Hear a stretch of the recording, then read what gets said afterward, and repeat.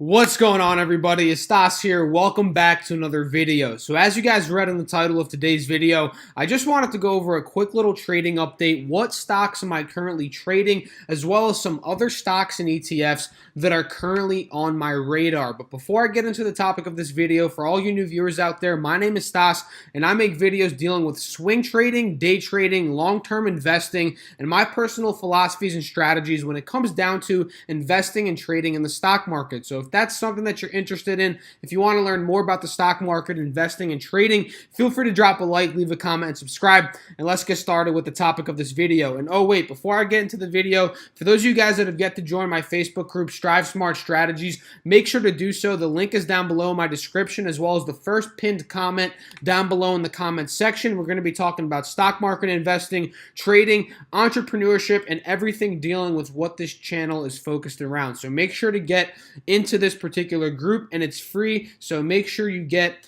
in that group. So let's get right into the topic of this video. The first stock that I want to talk about today is FedEx, ticker symbol FDX. And for those of you guys that don't know, FedEx is the giant delivery service corporation, right? We all should know this by now. And pretty much why I'm interested in trading FedEx is due to this recovery pattern that I'm slowly starting to see with the stock. Let's jump over here to the 1 year, 1 day chart for FedEx. So pretty much, guys, over the long term here, FedEx has slowly been downtrending in price, right? This channel right here of FedEx, we can pretty much see that over the past year, it's been downtrending, right, in the price pretty much. And it's at a critical point right now in terms of the stock price where it's just crossing above the EMA, or excuse me, it's just crossing above the 50-day SMA, and it's slowly getting to that 180-day SMA. So what I'm looking for in particular, guys, is if it breaks above this 180-day SMA and starts to push back up in price and starts this uptrend pattern, breaking this particular channel that it's currently on. Because like I said, guys, we can see based on these trend lines that I just drew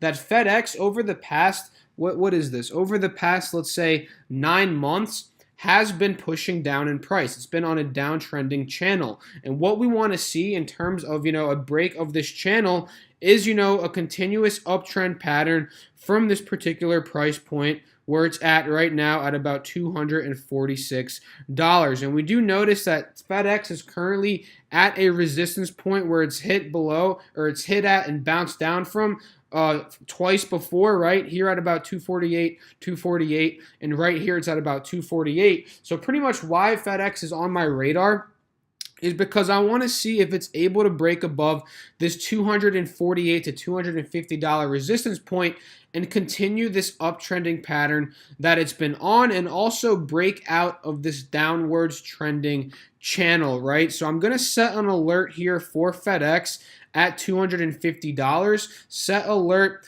Actually, let's make it at $251.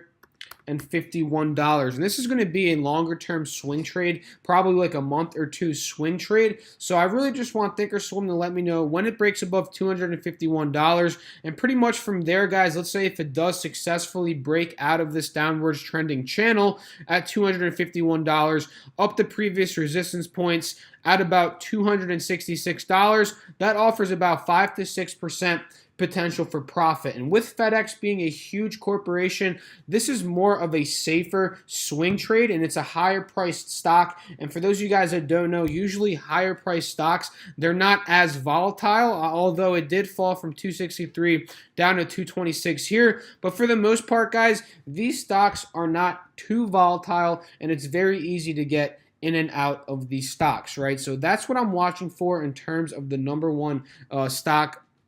As of today, it's FedEx, guys. And just to sum it up real quick, I want to see a break above this this trend line right here, above this particular downwards trending channel, and a break above $251. So that's what I'm looking at in terms of FedEx. Let's talk about Facebook very quickly, because we've seen a huge sell-off this week in terms of Facebook stock. Let me just pick up this 5-day, 5-minute chart for you guys.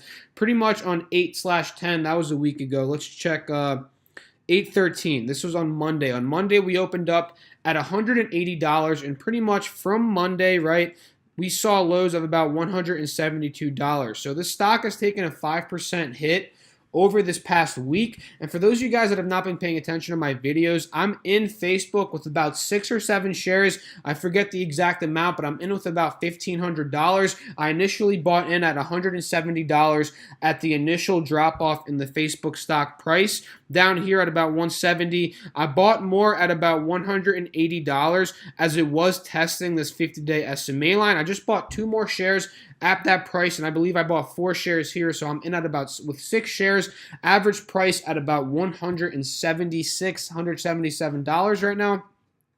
So I'm a little bit down on my position in Facebook, but again, for those of you guys that have been watching my videos, you know that I'm long on Facebook. I'm buying in and loading up on shares now because I do believe this is a very good dip buy opportunity that we won't be able to see for another, for however long we're able to see it, right? And we've noticed that every time Facebook's taken a dip, it's recovered and made another higher high. So, I'm very interested in loading up on Facebook shares. But just to quickly go over the technicals here, we see that Facebook is not showing any signs of a reversal in terms of its stock price. It's downtrending right now. The EMA line's acting as a resistance point. It's not going above the EMA line. It broke below the 50-day SMA indicator, so it's now currently trending below the EMA line, both the 50-day and the 180-day SMA indicators. So right now, guys, if you were to short-term trade Facebook, I really wouldn't recommend to do that right now because we're not showing any signs of a reversal. But if you're long on Facebook in terms of holding the shares,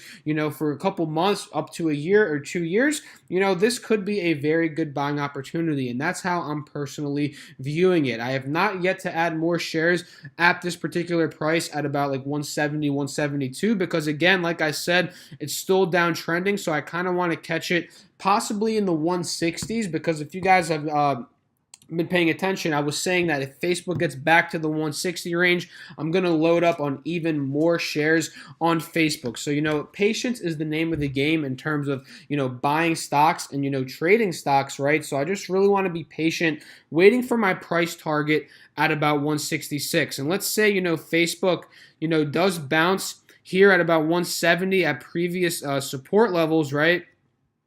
I might consider adding more shares into Facebook. But again, patience is very key, and I'm eyeing up a $166, $167, $168, buy-in for more Facebook shares. And, I'm just going to be very patient in terms of this position. So another stock I'm watching is McDonald's, ticker symbol MCD. And this is one that I've traded before in the past. And for those of you guys that have been watching my videos for a couple of months, you saw that trade that I made. I believe I got in at about $158 and I swing traded it up into the 170s, sold out there. And now I'm seeing some recovery in McDonald's stock because pretty much ever since I sold out of McDonald's at about the high 160s, low 170s, it started to downtrend in price, right? We see the break below the EMA line, the break below the 50-day and the 180-day SMA indicators, and from there, it's been downtrending in price. Then it slowly found a support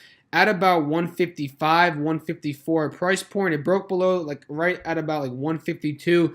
More towards the middle of July, I believe. Actually, more towards the beginning of August, right? It broke to about $152. And from there, guys, it found its bottom at 152, which has been a support, a longer-term support. If we're looking at, pretty much a couple of months back, we see it bounced at 152. Here at about 152, it reached, right? Here, it was at about 155. So we can say the support is at about 152 to 155 with McDonald's stock. And pretty much since it's found its low, right, it broke above the EMA, it broke above the 50-day SMA, and it's pretty much been on this nice, sweet-looking, uptrending pattern, for the past couple of trading weeks, right? We see from about beginning of August, like I said, up until now, mid-August, mid to late August, it's been uptrending in price. And what we notice in McDonald's stock, let's look at the 20-day chart very quickly. What we notice, this shows it much better.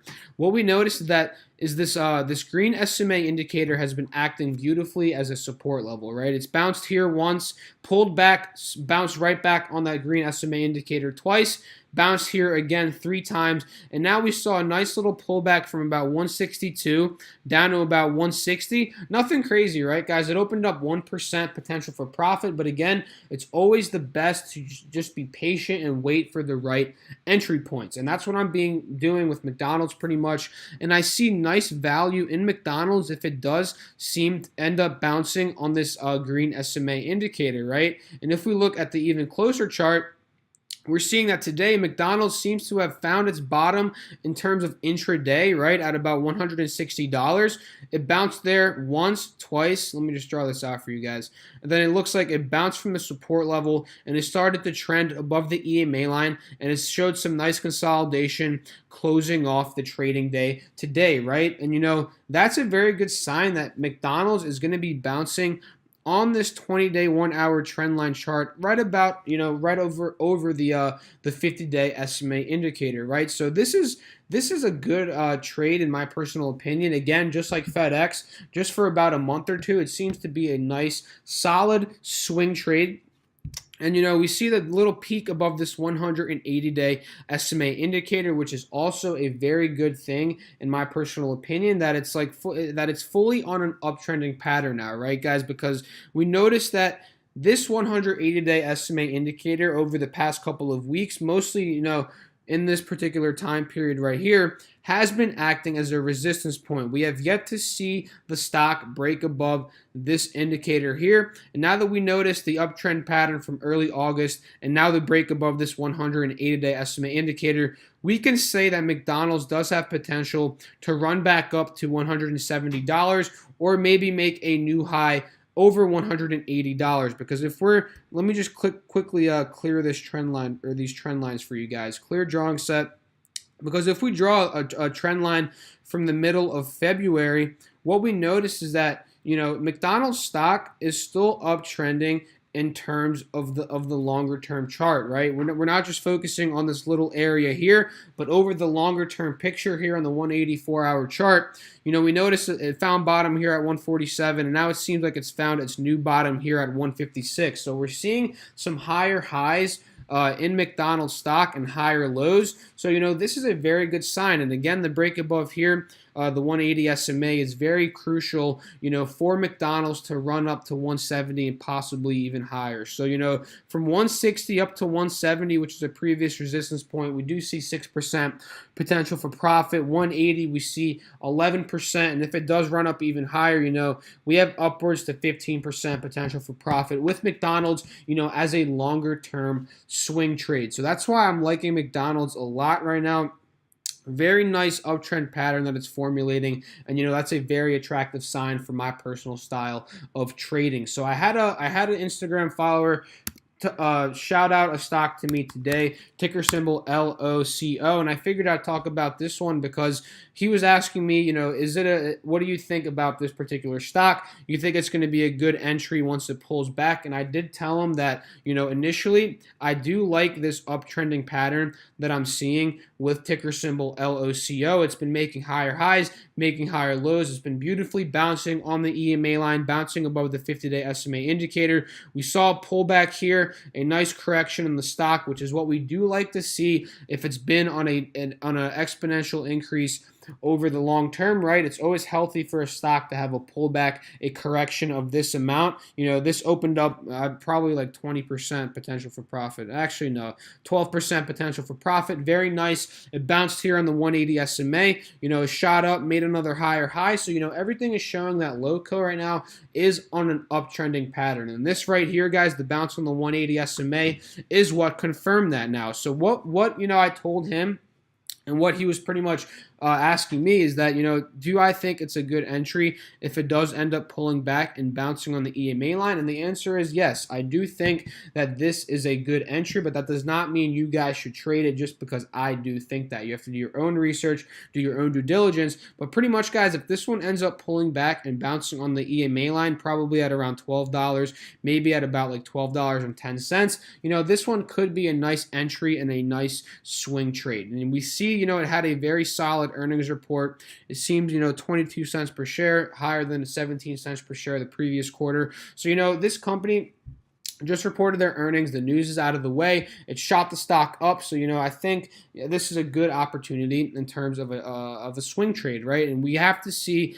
and wait for the pullback closer to the EMA, closer to the 50-day SMA, because if you were to come in here and put your money right now, that the RSI is showing that this is overbought, and this might not be the best opportunity for this particular stock. So that's what I'm thinking about Loco, and shout out to you, man, for sending me this stock.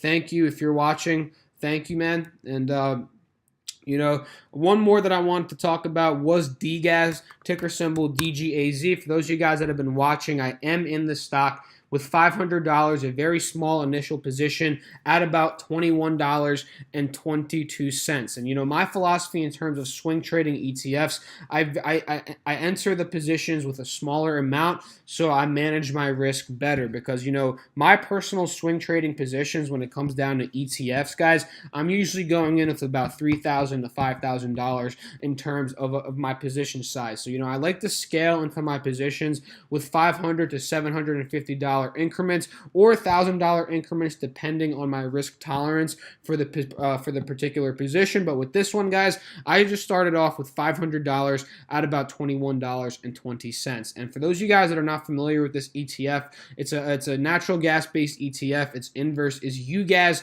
and these two trade based upon natural gas, meaning whenever natural gas is going up in price, DGAZ is going down in price, but whenever natural gas is going down in price, DGAZ is going up in price. So originally, why we saw potential in this one is due to the resistance that we're seeing at about 295 with natural gas. And remember, whenever natural gas is pushing down, DGAZ is going up. And if we look back over here to DGAZ, right, DGAZ is at a support level right now at about $21, $20.50, right? That's very visible. It's bounced here once, twice, three times, and it's been consolidating for the past week, I would say, at about $21. We saw the slight break above the EMA here, and it got rejected by the 50-day SMA indicator here. And I was watching this one very closely, and if it did break above this 50-day SMA indicator, that's where I would have put more money into the position. But due to the